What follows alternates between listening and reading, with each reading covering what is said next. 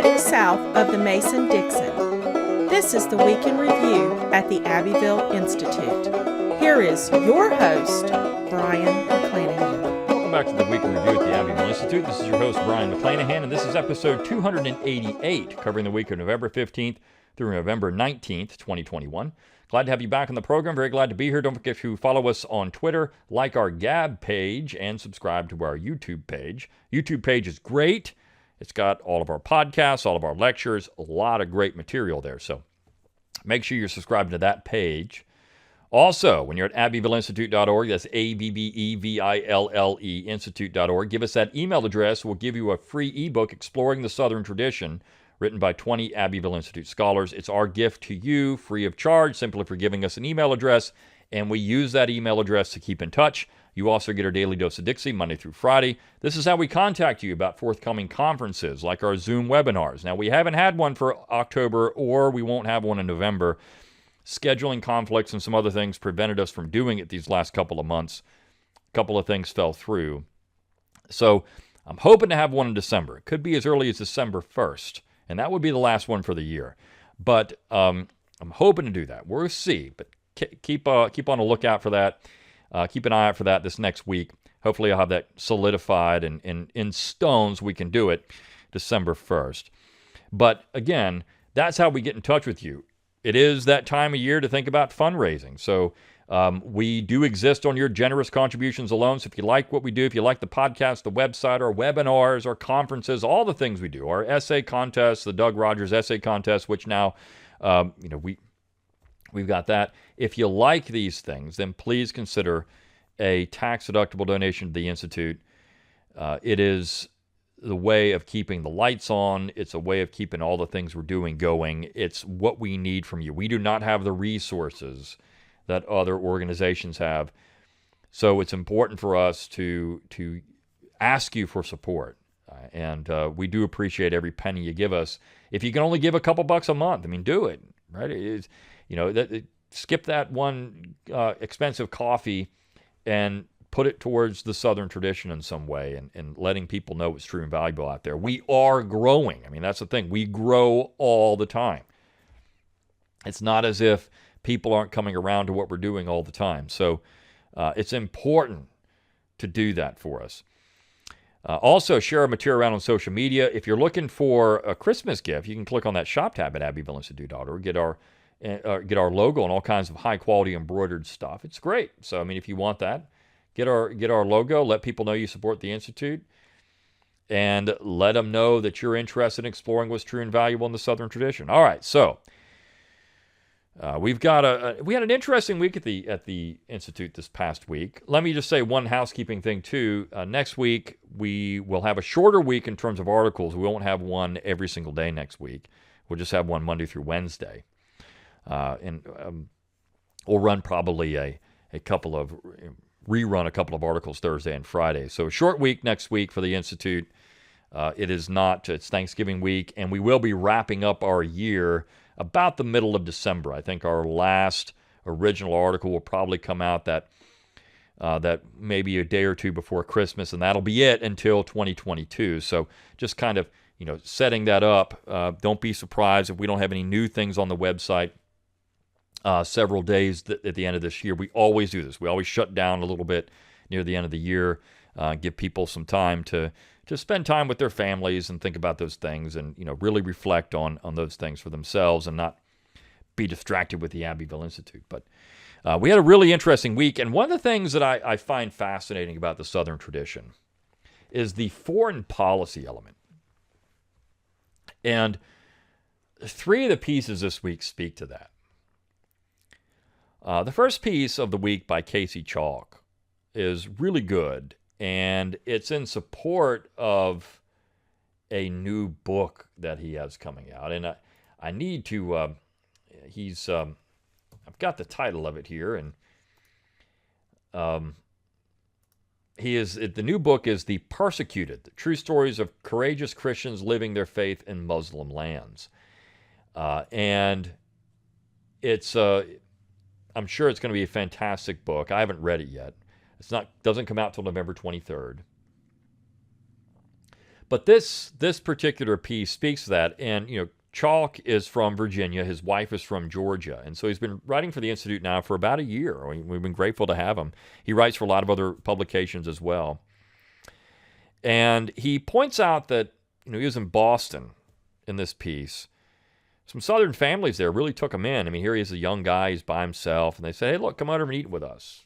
Come on out and have a good time with us. And that Christian charity, I mean, it's almost like he was in a foreign land. You go from Virginia to Boston, it's a little different. If you go from Georgia to Boston, it's really different. But then he spent time in overseas. He spent time in Asia. And he was helping persecuted Christian families there. And that Christian charity, that Southern hospitality is what he describes it as. Not just Christian charity, but it's Southern hospitality. That's something that I think people miss in the Southern tradition, and how important that is outside of the South. Look, when you look at charitable contributions in the United States, the South is always near the top in that. There's no other section of the United States that gives as much money or does as much to help the poor people of America than Southerners. And they do it simply without even thinking about it. On my way home from work every day, there's a guy that sits on the side of the road, homeless guy. It's on a rural road. I mean, there's nothing around here. Rural road. He's got a big cart with all this stuff on it. He sits there every day. And the other day I'm driving by and somebody pulls up, and I was down the road, and this is a high-speed road. I'm down the road, and I see somebody pull over, and they get out, and they bring him food. Now, I've asked some people that I know about this guy, and I said, who is this? Nobody knows. But here is somebody going out of their way to bring the guy food. Now, how he gets food or what he does, I mean, again, there's nothing around here, so I don't know anything about this individual, but that's Christian charity. This individual just thought, hey, this guy's homeless, he needs something. He's bringing him food, had a plate of food for him. It was amazing. And if people just did these kind of things on a regular basis, society would be different. And we have people in the Institute, and I'm not going to say much about it, but that do these things all over the world.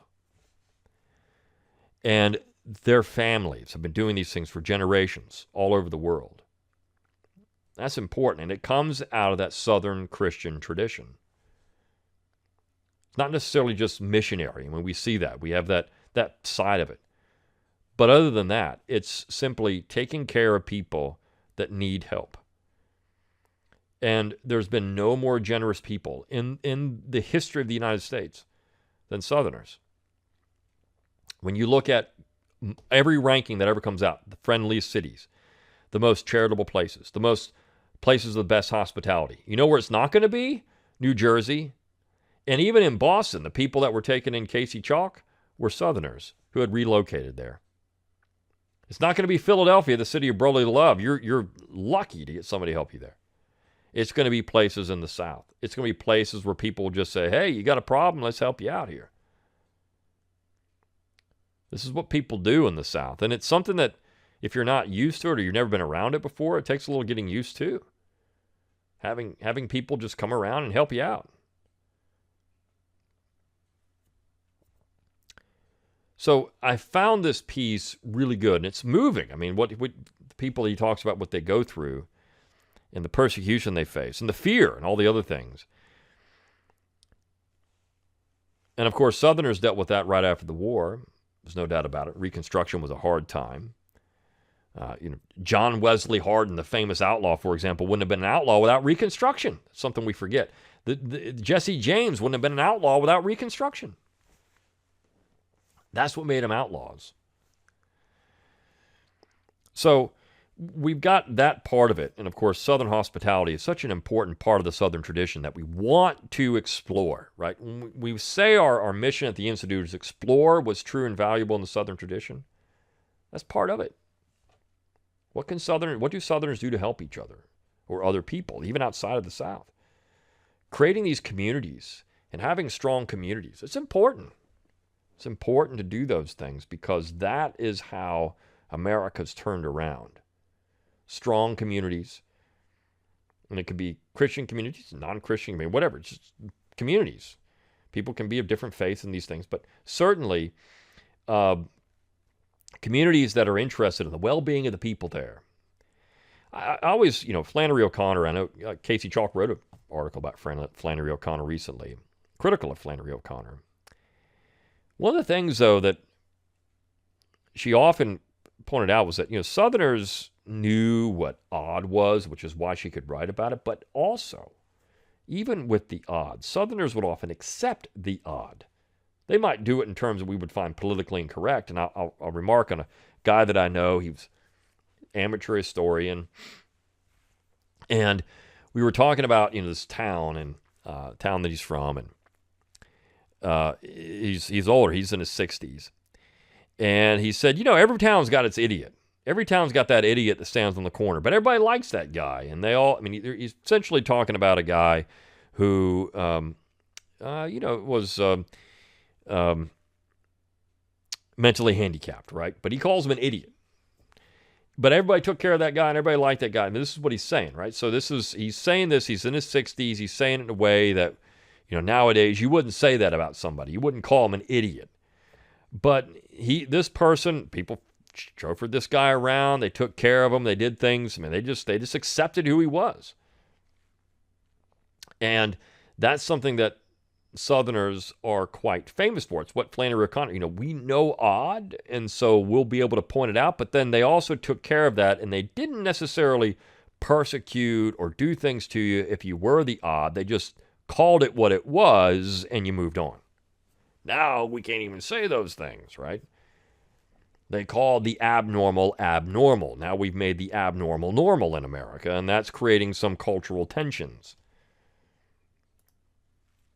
So I like that piece by Casey Chalk. It's just very good. And, because of this, I think because of what the South represents to the rest of America, all of its symbols have to go. And because we have this forced cultural oneness in America, right? Diversity really is a call for conformity. That's what diversity means. The Confederate flag represents real diversity in America. It does. It represents a Southern people, distinct people. It represents that. The left can't have that. They cannot have that call of diversity. And so the piece by one of our resident scholars in Japan, Jack Marcourt, gets into that on Tuesday, Rally Around the Flag Boys. He gets into all of the dispute over the flag and different flags, state flags that had the battle flag in it. And, of course, the capitulation. I was talking to a friend of mine yesterday, and we were talking about, I said I didn't see where we are now necessarily coming in early 2000 or 1999 or any of that. And he said, well, there was somebody that did. He had a friend of his that did. He saw it coming. He saw it coming 20 years ago. This is where it was going to go. Now, I've seen it coming since 2015, and maybe a little before that, but not in the late 90s. I said in the 90s, I really didn't see this coming. I didn't see it the way it is now.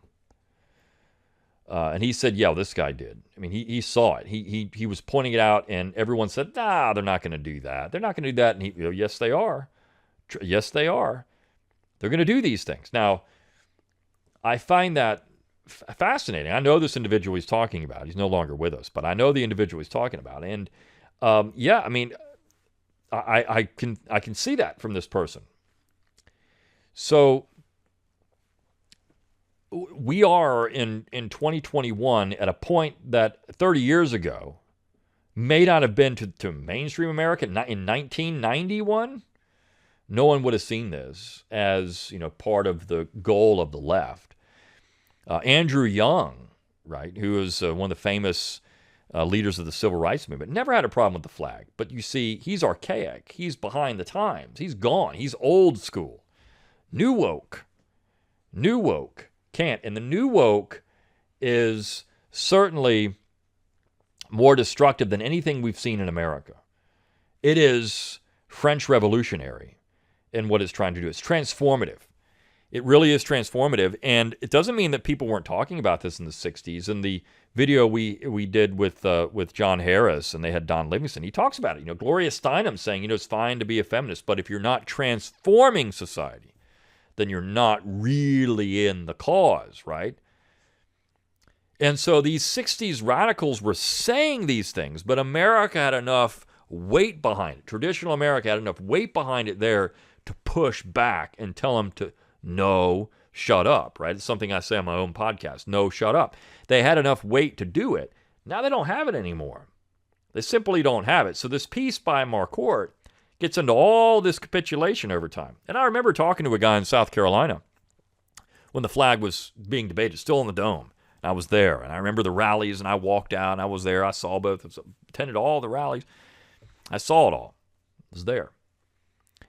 And he was a black guy in South Carolina, and I said, the flag, it's a compromise. He said, no, this is a capitulation. He was talking about it was a capitulation on their part. The flag even stayed on the State House grounds was a capitulation. You see, to them, even keeping it there was a capitulation. To us, it was a capitulation for everybody, but who was going to win that capitulation? It was going to be ultimately the people who wanted it gone. They were going to get it down. It just was going to take time.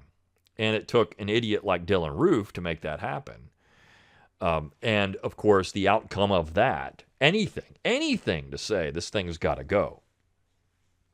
And as Marquardt points out here, which is, it's an important point to make.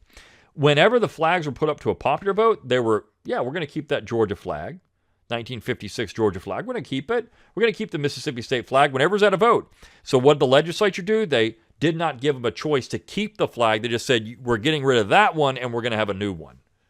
Not to keep the old one, because if you had put it to that vote, guess what would have happened? It would have stayed. So the Republican Party is responsible for all of this. That's what people put all their faith in the Republican Party. It's ridiculous. It's silly, short-sighted to do that. Because it's the Republican Party that's been part of this. The Republican Party brought it down in South Carolina. Republican Party brought the flag off the Mississippi flag. The Republican Party essentially brought the flag off of Georgia. It was the Republican Party that did all this. Not the Democrats. It's been the Republicans. So when you look at the piece on Wednesday, A New Civil War by M.C. Atkins, new writer for us. He has a blog entitled Look Away. And every now and then we'll probably post some stuff there from his blog. But he brings up, this new, we have a new civil war, but it's not going to be between states, but necessarily between country and city. Mega cities and the towns. Maybe it is. And he says really the only way to stop that is, of course, revitalization of federalism. But the point he's making is that we're more divided today in 2021 than we were in 1860. There was some commonality in 1860, but not now. The way the culture war has taken hold, the way Wokism has taken hold, there's not as much commonality anymore. And that is a dangerous situation to be in. That is where M.C. Atkins is saying, this is where federalism, which is what we talk about all the time at the Institute, where federalism could be a solution to these issues, not necessarily a panacea, but a solution to some of it. There's still going to be conflict. You're still going to have it within the states themselves, but allowing even down maybe a more drilled down level. You have counties that have some autonomy. The state of Alabama today has the same number of people in it as the United States in 1790. So why couldn't Alabama be more centralized? Why couldn't California be more decentralized, or any other state? Why couldn't it happen that way? And that would give people more autonomy. Now, the old line argument, conservative argument against that, of course, and you see this because Lenin advocated secession and decentralization as, oh my gosh, it's a communist plot. You're going to get a lot of communists out there. They're going to destabilize everything. Got to keep everything uniform. This is the argument against it. And you can buy some of that. We don't want the pinkos, the real commies out there, the wokies, running things. It's horrible. But they can run it in California. I don't care. They can run it in Massachusetts. But those policies shouldn't affect us here in the South. And I think that's the important thing to point out. Live and let live. Let California be California, and let Massachusetts be Massachusetts, and let Alabama and Georgia and Florida be Georgia, Alabama, and Florida. Let people be, and let Southerners be, and let New Englanders be, and let Westerners be. Let these people be. That's what the Institute offers when we start talking about these things. We get into these issues of size and scale and scope. This is something that Don Livingston was certainly interested in through most of his academic career. And I think if we can pull it off, that's going to be our next Zoom webinar. We're going to talk about that with Don and maybe Kirk Sale. So we're going to see if I can get that worked out. But I like this piece because he brings up where we are and how this would work. Now, I began this podcast talking about foreign policy and Southern positions on foreign policy. And if you look at the modern narrative on foreign policy in the South, you'll see that most people, 19th century Southerners, were aggressive. This is the general consensus now. You have this book by Matthew Karp, which basically points, he's a communist professor at Princeton, basically points to the South as being the progenitor of American imperialism, and it's all about slavery. Well, I mean, that's the old slave power thesis, just recirculated, repackaged. This is what they're doing. And certainly there were Southerners that were interested in expansion. You can't deny that. You can't deny the fact that Southerners were interested in Latin American expansion, Cuba. They were interested in all of Mexico somewhere. But then there were also people like John C. Calhoun who wasn't. Now, Karp would say he was privately. He really was. He just didn't say it publicly, but he really was interested. So again, the South is the evil. The South is the reason why we have imperialism in America. I think this ignores a certain part of Southern history that is anti-imperialism. It's anti-war. We did a conference on that years ago in North Carolina. Had some really great speakers. If you go to our YouTube page, we have those lectures there. I think we have those lectures there. We definitely have them. If you download our free mobile app, you go to AbbevilleInstitute.org, get the mobile app. You can get our lectures on AbbevilleInstitute.org. These are all there. So we've got those lectures there. Maybe we don't have those because I think they're an audio-only format. But we have people like Dan McCarthy, who was the editor of American Conservative. Now he's at ISI. We have people like that at this conference. And they were talking about Southerners who were against war or against imperialism. And one of the most important is J. William Fulbright, who, of course, to the left is a hero, but he's also an enigma because he was against civil rights. He's kind of like Sam Ervin in that way. You know, Sam Ervin, Senator Sam, the guy that stared down Richard Nixon at Watergate, but yet can't like him too much because he was against civil rights legislation. And he pointed out why in his memoirs and his autobiography. And the case is, I think, pretty solid in terms of he was saying, look, these things are illegal. Right? You're unconstitutional. You can't have this legislation. It's unconstitutional. So Sam Ervin's a really interesting character. And so is J. William Fulbright. And of course, J. William Fulbright, Bill Clinton loved J. William Fulbright. Fulbright's from Arkansas. Clinton is from Arkansas. And Fulbright wrote a book in 1966-67 entitled The Arrogance of Power. And he was highly critical of the Vietnam War. And so on Thursday of this week, we ran a segment from that book. Now, Fulbright was he was fine with some American intervention, but what he never really wanted to do was nation building.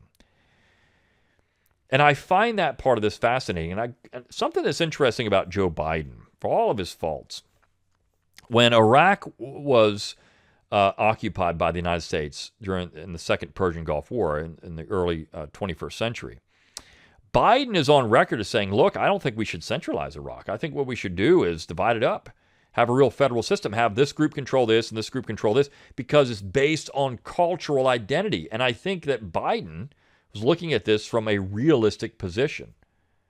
He wouldn't even know where to go now. He wouldn't even know how to get out of the White House if somebody didn't tell him. He's just not doing well mentally. And I think that's a sad thing. It's actually sad that we're putting a person in that situation in the United States. It's abusive in some ways. frankly. But we've got a real problem in America of nation building, of wanting everyone to be like America. And Fulbright points this out. He says, yeah, it's the arrogance of power. You don't do that. You don't do that. And J. William Fulbright is, of course, a Southerner. He's taking this from a very Jeffersonian position. Very Jeffersonian in this. And I find, of course, he was against the Vietnam War. There were other Southerners who ultimately came out against the Vietnam War, even when some supported it, like Richard Russell from Georgia, initially supported the war and then was very suspicious about it and didn't like American escalation and all it was doing. Southerners started thinking critically about the war. And Southerners in that way led the way. So I find this part of American history fascinating. And then you have the Friday piece, which came from Tom Watson, who is the populist from Georgia. Tom Watson's magazine, it's called Watson's Magazine. It's published in 1917, and that was the September issue, I think, is when this came out. So I'm not sure, and I couldn't find any biographical data on the person that gave this address. I looked high and low, couldn't find anything. And the title of this particular piece is An Able Address Against Conscription. And I found this piece fascinating for a number of reasons. Look, in this piece, the author, who is named H.W. Johnston, he was a Confederate veteran. That's all I could find. Prominent citizen, Confederate veteran of Georgia. But in this particular speech, he says, look, we're not against the war. We're not against he says, every constitutional means necessary to secure victory, justice, and lasting peace, but he's against conscription. And he says conscription is illegal. Now, this is a timely piece in a lot of ways because we have before the Congress, we have a proposal. I guess it's passed. I can't remember now where it stands, but where women are going to be subjected to selective service. 18, you got to go register for the draft. So here we are in 1917, a little over 100 years ago, and the South is opposing this. And that is a cultural phenomenon. These men would have thought it to be shocking, men and women. You're going to put women in combat? Are you crazy? That's where we are, though, culturally in America. That's that new civil war that Atkins was talking about. You lose the shared cultural values. And what's amazing about that to me is I've had people that call themselves conservatives saying, yeah, women should be drafted in. If men have to be drafted in, women have to be drafted in. If we're going to have equal rights, you got to have equal for all. Okay, but this is destroying everything. Right? Maybe the discussion needs to be a different discussion. Should we even have these things to begin with? Right? In terms of how we look at society. That should be a different discussion, but we don't have that discussion. We have, if men and women are equal, then they should do this. So I found this particular, this speech fascinating. And he brings up some really good points. The fact that the United States won wars with volunteer armies. The fact that Calhoun essentially was against the draft. So did Daniel Webster.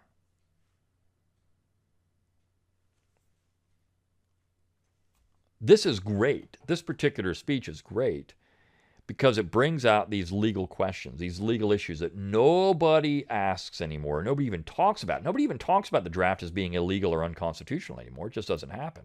But here we are in the South in 1917, right about the time the United States, of course, is ramping up for getting involved in Europe. And, of course, changing forever American foreign policy. And here you have a former Confederate veteran saying, hey, a former Confederate veteran saying, hey, this is illegal, it's unconstitutional, and it's unjust to draft men into the military. We should be doing this all through volunteer, not through drafting. And we know that, Pershing came back and said, look, a 500,000 volunteer army isn't going to do it. We need 3.5 million men. And, of course, the United States would draft 3 million men. So we got the 3.5 million. And 100,000 of those men would end up in graves because of World War I. Many from the South. Now, We know that Southern heroism was on display in World War I. You know, Alvin York, Sergeant York, one of the great heroes of World War I from Tennessee. I mean, fantastic story if you've never read his story and what he did in World War I. But we have those stories. But should the United States even have been there to begin with is a question. And should they have done something illegal like a draft to get it to happen? I mean, this is what was happening, though, in this early 20th century with the United States government and greatly expanding federal power. And this speech is really, really good and sound on the legal questions. Doesn't even, I mean, it even gets into the moral stuff at times, but really sound on the legal questions, the constitutional questions. These are arguments that are never even advanced anymore. We don't even talk about this stuff anymore. That's how far we've gone from original intent. But great stuff this week. Again, we're in that fundraising period. If you want to contribute to the Institute, please do so. We'll take a monthly donation, annual donation, one-time donation, $5, $2, $100, $1,000, $5,000, whatever you want to contribute to the Institute. We appreciate all of your support. Every dollar, every penny that comes in, we appreciate it, and it helps keep all these things going. Until next time, good day.